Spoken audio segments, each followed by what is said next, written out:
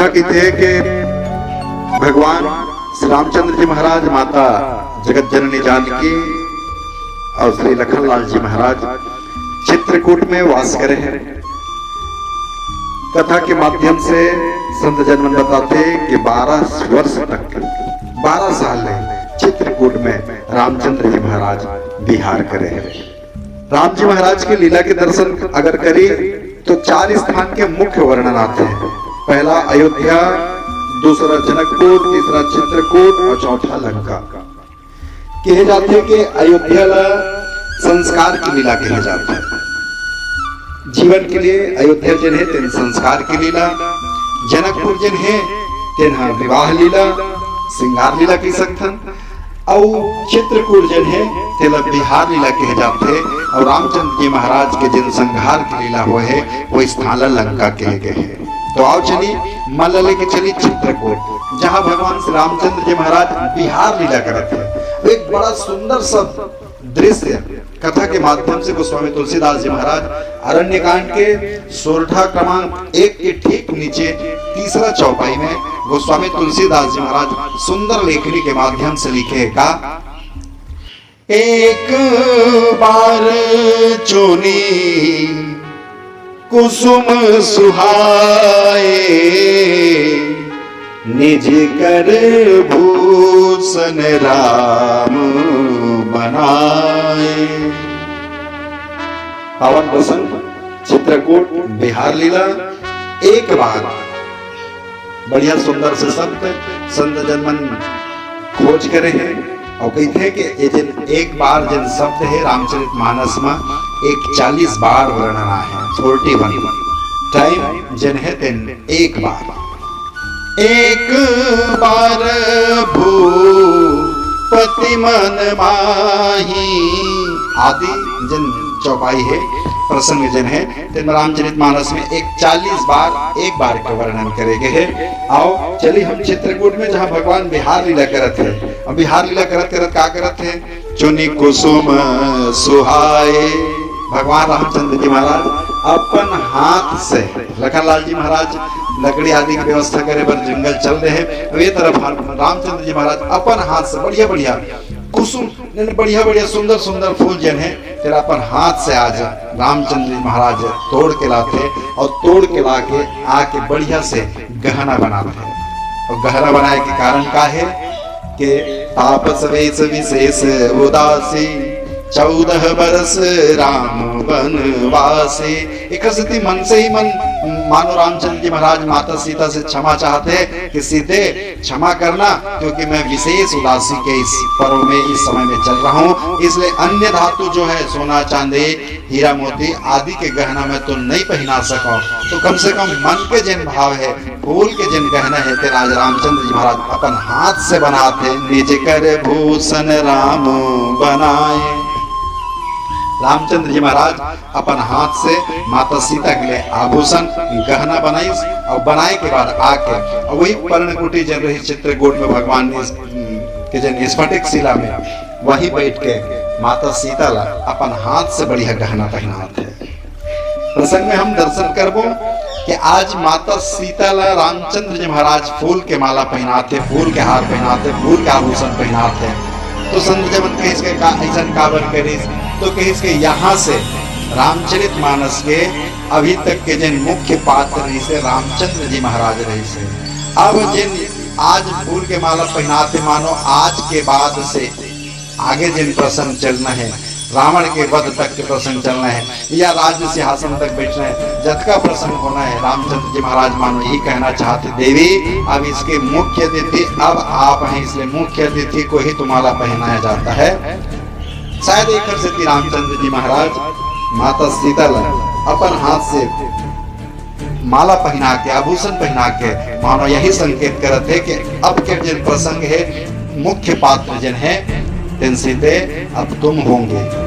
काबर के निश्चर के संहार करना है ये राम के बस के बात नहीं है, ये तो माता जगत जननी जानकी आदि शक्ति भवानी जिन काल रात्रि भी कहे गए है, यही सीता महारानी है। राम जी तो एक माध्यम बने हैं, संहार तो वो शक्ति करती है, काल रात्रि करती है। इसलिए आज जन माला पहनाते मानो अब के मुख्य पात्र के रूप में सीते तुम होंगे।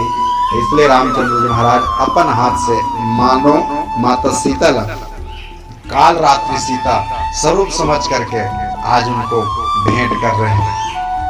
सीता ही पहिरा ये प्रभु सादर, बैठे फटिक शिला पर सुंदर। राम जी महाराज अपने हाथों से बढ़िया बढ़िया फूल ला के अपन हाथ से माता सीता के लिए आभूषण गहना बनाई और मन से बनाई। आभूषण मतलब से नहीं पहनाना चाहिए, आभूषण तो सादर पहनाना चाहिए। जैसे राम जी महाराज माता सीता ला सादर पहराए। सीता ही पहिराए प्रभु सादर, केवल मतलब है काम है तो चंद दे काम कर दे तो तोर पर गहना बनवाबो, तोर पर गहना ला देबो। आज के हमारे जन भाषा है निवेदन करो कथा की थे रामचंद्र जी महाराज मतलब से आभूषण नहीं पहना है। तो सीता ही पहिराए प्रभु सादर, सादर मान सम्मान के साथ बिना कोई मतलब के रामचंद्र जी महाराज मानो फूल के हार पहने संकेत करते कथा कि गृहस्थ जीवन कैसा होना चाहिए। चित्रकूट में रामचंद्र जी महाराज माता सीता भाई लखनलाल जी के साथ एक पर्णकुटी में रहते हैं। जंगल में है, पर्णकुटी है, कहाँ वहाँ डबल मंजिल ट्रिपल मंजिल के व्यवस्था रही, न तो कोई डबल बेड है, न तो कोई एसी है, न कोई तो रूम है, न तो कोई कूलर है, न कोई पंखा है। वैसा जंगल में रहे के बाद भी सादर पहिराए।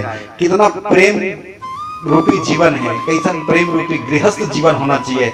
मानो अरण्य कांड की ये चौपाई, ये प्रसंग जिन्हें हम लोग संकेत करते गृहस्थ जीवन होना कैसे चाहिए, एक पति पत्नी के दाम्पत्य जीवन होना कैसे चाहिए। रामचंद्र जी महाराज मानो संकेत करते कि केवल समस्या बस को ना देखें, उस समस्या का हम कोई निदान ढूंढें। जैसे रामचंद्र जी महाराज सोना चांदी हीरा जवाहरात के आभूषण नहीं पहने तो फूल के ही पहने और पत्नी लग प्रसन्न करे सादर पहने।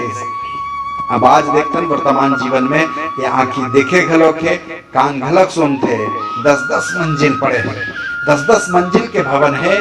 जिन घर में एसी भी लगे हैं, कूलर भी लगे हैं, रूम तो ठंडा है, रूम ठंडा है, लेकिन भीतरी जाके पता कर वो पति और पत्नी के दाम्पत्य जीवन में पता कर कतका कन होली कस आगी लगे है भीतरी में। एक दूसरे के जिन जीवन जिए की जिन शैली है, रूम में चलत है एसी कूलिंग है, ठंडा है, लेकिन भीतरी में होली कस आगी लगे है। ऐसमें जीवन जिए से मतलब का है। रामचंद्र जी महाराज के जीवन के दर्शन करी, जीवन कैसे जी, परिवार में हमें रहना है तो कैसे रहना है राम जी हमें सिखाते। संत जन मनते थे कि आर्ट ऑफ लिविंग, जीवन कैसे जिए, जीवन जीने की कला क्या है।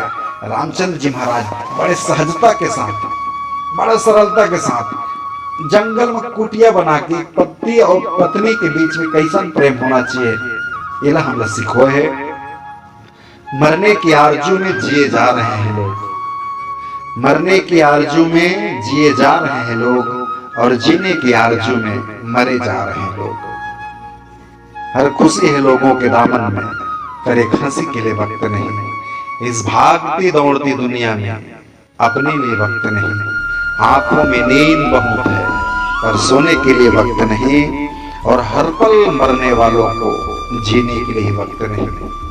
ऐसा जीवन जिए से फिर मरना ही चाहिए, ये भी चाह थे, लेकिन ही मर जाओ कहा जियत घलक जियत घलक सोचते मर जाओ, तो फिर कतके बेर हम जियन कतके बेर मरेन यहू तो पता नहीं चलिस। रामचंद्र जी महाराज की ये चित्रकूट लीला जहाँ विहार लीला करत थे, जहाँ पति पत्नी के दाम्पत्य जीवन कैसा होना चाहिए सिखाते। नहीं तो आज बरबस देखे मिलते कि रूम में तो एसी लगे है, कूलिंग है, ठंडा है, लेकिन पति पत्नी के बीच में अतका होली चलत है कि मत पूछो का होते।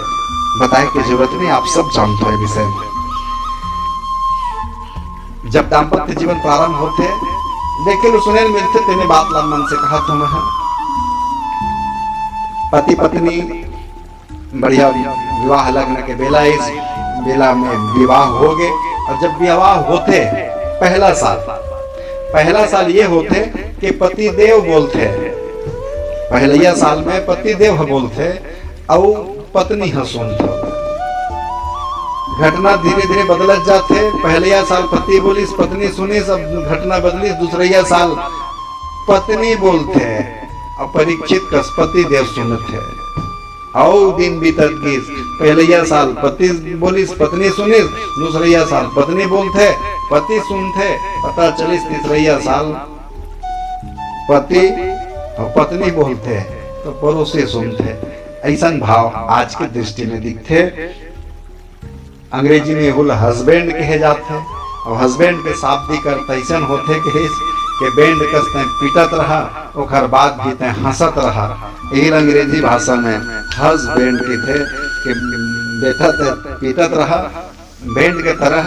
अब जिसे बैंड बाजल पीटबे तभे बाजते, बस इसने पति देव घलक जिन्हें तेन पीटत रही थे, पिटावत रही थे। अब की थे कि हाँ सरोगे मत देखा से देव का नाम हस्बैंड कहे जाते। और संत जर्मन कहते कि परिवार में यदि शांति लाना है, परिवार को यदि खुश रखना है तो 4 बातें ध्यान रखें। 40 का जो 4 फार्मूला दिया गया है उस फार्मूला को जीवन में ला लें, जीवन शांति हो जाएगा।